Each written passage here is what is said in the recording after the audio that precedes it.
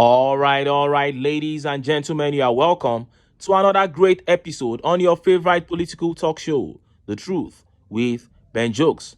Now, they say pride goes before a fall, and that is true in the case of Nyesom Wike. Wike has fallen so hard in Rivers State that I doubt if he would ever be able to hold his head high in that state again. About 2 weeks ago, the tenure of the local government chairman appointed by Wike in Rivers expired, and Wike, as an ex-governor, began fighting to extend their tenures at the expense of a sitting governor, Governor Fubara. But we know the story. The people of Rivers in the 23 local government areas stormed the local government secretariat and chased out the local government chairman for new ones to be appointed by Fubara. But Wike would not back down. He decided to file a case in court through the same chairman, of course, believing that the fact that he rigged Rivers State for APC will win him the case. And how pathetic has Wike's political career become that all he depends on to excel politically now is the fact that he rigged Rivers State's presidential election for Tinubu. That is all he depends on now.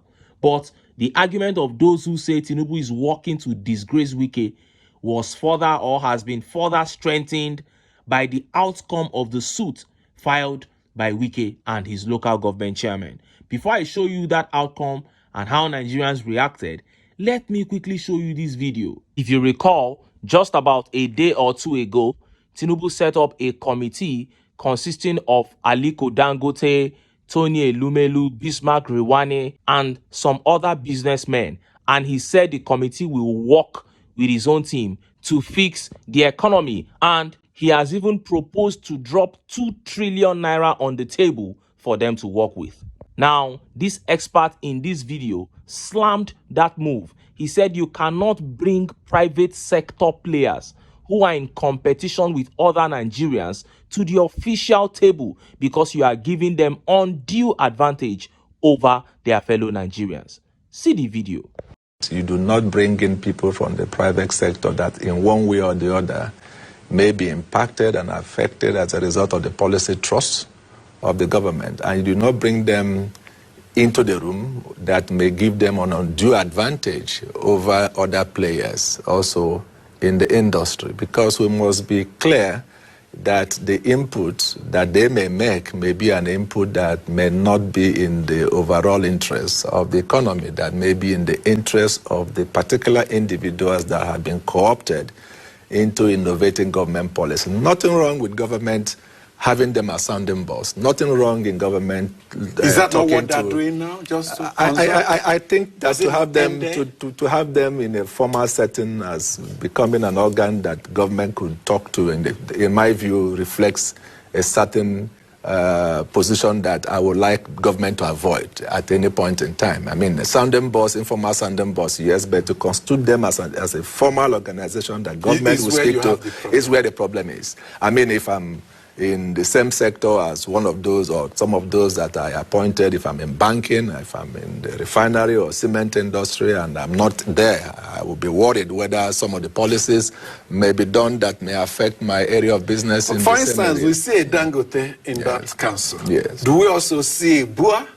You see also direct competition and then do you see WAPCO? Oil, refinery, yes, cement, foods, and all that. And then do you see WAPCO on the table? And then you see Tony Elumelu in the place. You don't see other bankers. Jimovia is not there. You don't see those in the other sectors and all that. I think government should disemphasize that, and then of course begin to look at how they should internalize the process of using the resources that have been appointed in various ministries, in agencies of government, to innovate policies that affect the length and strength of Nigeria, the economic sector of the country and all that, than setting up this amorphous group.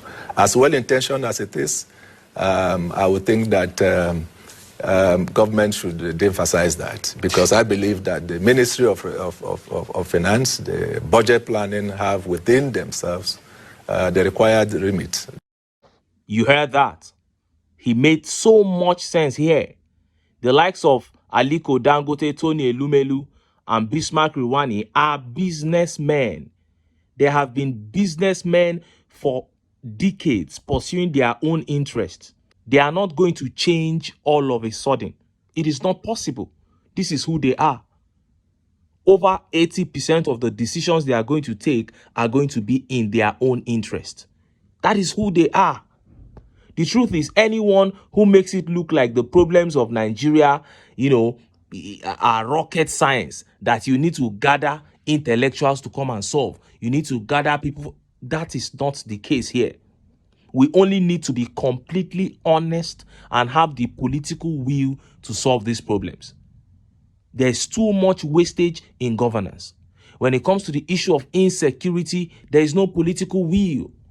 All these things don't require you to gather everybody and pay them humongous sums because they have something special to bring to the table. That's not the case here. Just be honest, but you are not. It's such a pathetic situation, but I'm afraid that it would never change until Nigerians wake up. Now, let us look at the case between Nyesom Wike, his local government chairman whose tenures have expired, and Rivers State Governor Sim Fubara. The chairman went to court to ask that they be reinstated, but the outcome was humiliation. Look at how the papers reported it. Breaking: Rivers crisis. Fubara wins as appeal court strikes out suit by pro-Wike local government chairman. The Court of Appeal sitting in Port Harcourt has dismissed 2 appeals instituted by local government chairmen loyal to the Minister of Federal Capital Territory, Nyesom Wike. The appeals marked CAPH 137M 2024 and CAPH 145M 2024 were filed by Enyada, Koke, Gam, and 6 others. They were challenging the decisions of the High Court regarding the elongation of their tenure. The court, while delivering its ruling on Monday, found the appeals to be without merit and consequently struck them out. You heard that. The appeals were thrown out for lack of merit. And they actually lacked merit. But believe me, even if they had merit, they would struggle to go through in Rivers State because the people are done with Wike. They are done with the emperor. How can one man hold a whole state to ransom? You will stand in public and be saying you single-handedly bought the form of all the House of Assembly members, of the governor, of all the local government chairmen, and you single-handedly put all of them on their seats. Even if you are drunk, can't you wait for your eyes to clear before you come and be making stupid speeches in public? Trying to take over the whole of Rivers State. And people keep telling Wike that Rivers is not Lagos. Wike is trying to do in Rivers what TINUBU is doing in Lagos. And according to the rumors, that is the major reason TINUBU won't support him to take Rivers. TINUBU does not want anyone to be as powerful in any state as he is in Lagos. Can you just imagine the kind of game that these guys are playing? Power, power, power. As if everything is not going to end on this earth. And look at how Nigerians reacted. Look at some of the tweet reactions. This tweet here by Engineer Audrey says, how can chairmen representing people be tagged pro someone and they are cool with it? Anyways, the will of the people prevailed. That is a problem to us in this country. Nigerians we have lost it completely. You are a chairman, you are to represent a local government, and they are calling you pro-Wike. And you are very happy with it. They will even be having meetings, pro-Wike meeting, pro-this one meeting. What sort of nonsense is this in this country? And this tweet by Wisdom says, Fubara should make the local government chairman account for how they spent local government money or go to jail. It is not only throwing out their cases. They have to be arrested. Let them come and account for how they spent all the monies that was given to them. Heavy, huge sums given to them. Today, they have not done anything. Nobody knows where the money is. You don't just... Nigeria is the only place where a person will come to power, destroy everything, and just walk away after 4 years. It is not done like that. You need to come and give account. And this tweet by Shegun says, now I believe TINUBU is working to embarrass Wike. These are the guys pushing that school of thought. because they believe that since the APC controls the courts, this kind of case, one hand, they should just reinstate the local government chairman. But they are not having it like that. Nobody will be around Wike and you will like to empower him. Nobody. Talks like a tout, acts like a tout, so power drunk, wants to have the whole world. You will not like to empower such a person. And this tweet by Strategy says, Wike is finished politically. His GDI members will soon switch loyalty. That is it. They'll soon switch loyalty and start following Fubara. And it is what it is. The day Wike stole Peter Obi's votes in Rivers is the day his downfall began. And this is just the beginning of his fall. His own will be worse than that of Rotimi Amechi.